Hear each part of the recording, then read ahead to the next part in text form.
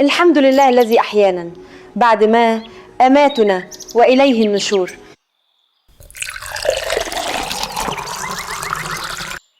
الله أكبر. سبحان ربي العظيم، سبحان ربي العظيم، سبحان ربي العظيم. الله أكبر.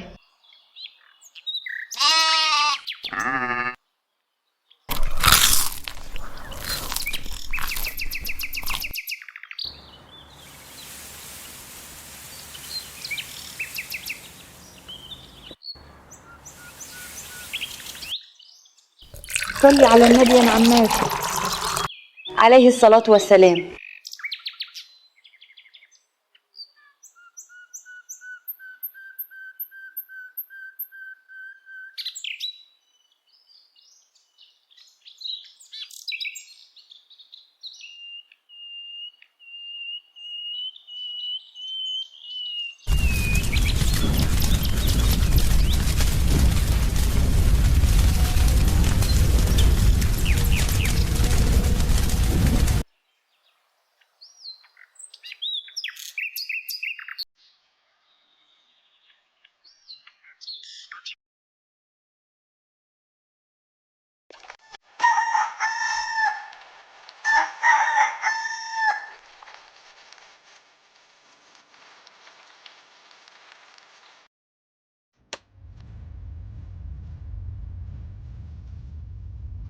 تسلم ايديك يا نعمات. ريحة الصابون النابلسي في دارك ترد الروح والله. الغسيل في الريف مش مجرد هدوم بتتنضف، دي لمة ومحبة.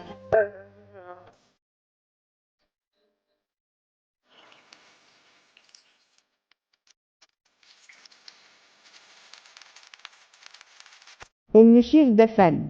الست الشاطرة هي اللي حبلها يبقى زي المسطرة.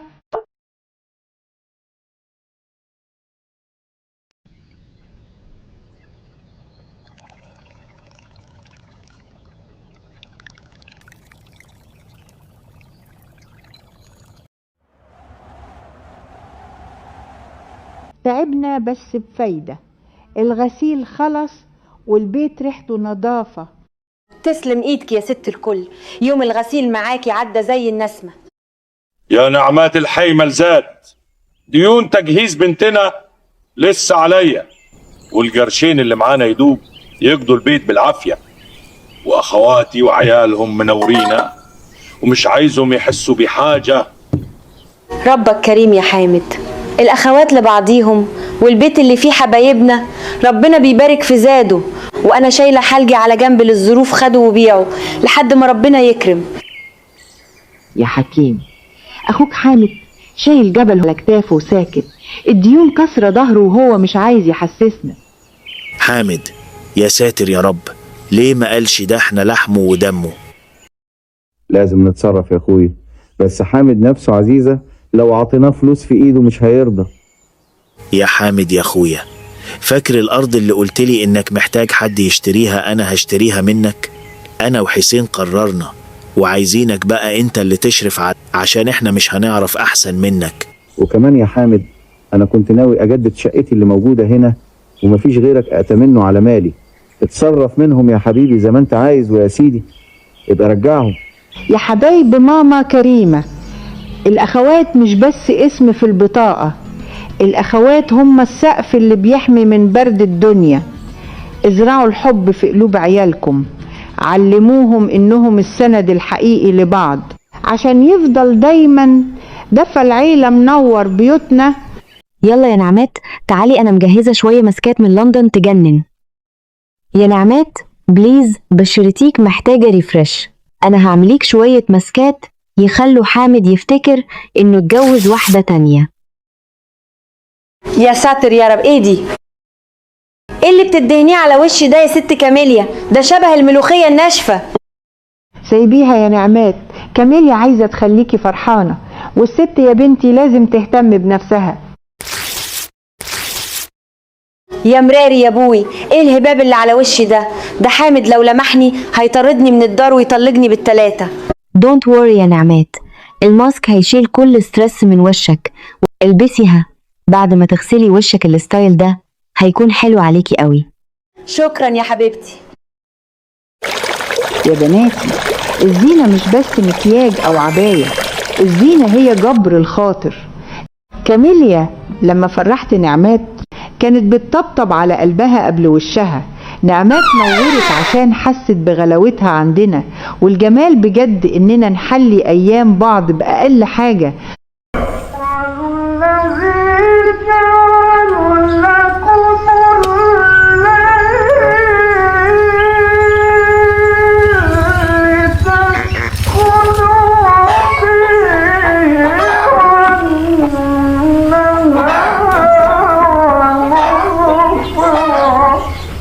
الرضا مش في كتر الحاجة، قعدة بسيطة زي دي مع صوت الطيور وبراد شاي بيغلي على النار، دي هي الجنة الحقيقية. يا رب يملأ قلوبكم سكينة ويجعل بيوتكم دايما مفتوحة للخير. اللهم صل على النبي. يا رب بارك لنا في هذا البيت. يا فتاح يا عليم يا رزاق يا كريم.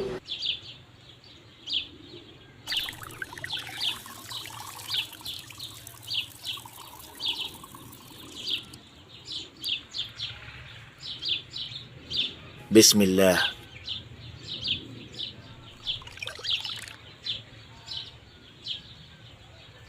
يا حكيم امسك زين، احنا بقينا حمل تقيل على ظهر الحمار. يا حامد سيبني أتمتع بالجمال ده، سبحان الخالق على الطبيعة اللي ترد الروح. والله يا اخويا الريف جنة، بس يا خسارة انك هتسيبنا وتسافر بكرة وتوحشنا تاني.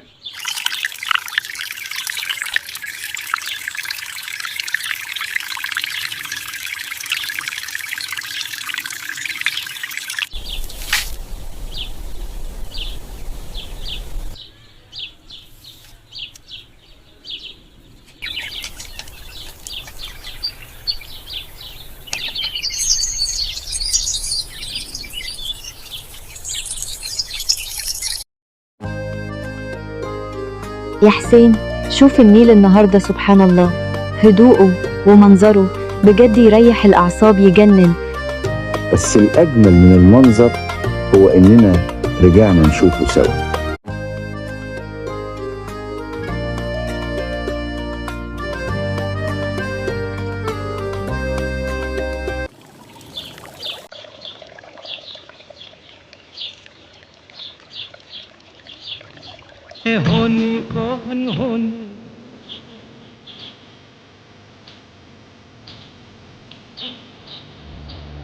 اللهم صل على النبي.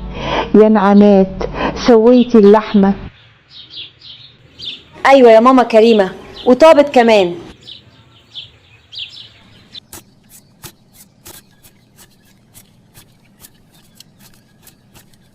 أنا جيت. يلا يا جماعة، أساعدكم في إيه؟ أوه سوري.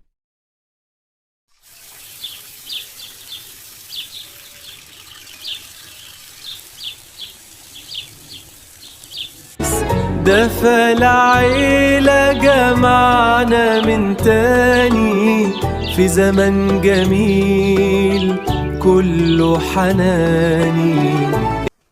يا جماعة بجد كانت أيام حلوة قوي، وبالمناسبة دي أنا وحسين مجهزين ليكم رحلة بجد هتعجبكم قوي. يا ريت ينفع يا ست كاميليا، عندنا ارض وبهايم منقدرش نسيبهم. ان شاء الله نستناكم تنورونا تاني. يا ترى هنروح فين يا كاميليا الرحلة الجاية؟ بص يا حامد، الخروف ده عصبه شديد وفروته نظيفة، ده اللي هاخده معانا واحنا مسافرين مصر ان شاء الله. حلو يا حكيم، بس ده هيحتاج عربية مخصوصة توصله للقاهرة، ده ما شاء الله وزنه وجيمة. على بركة الله.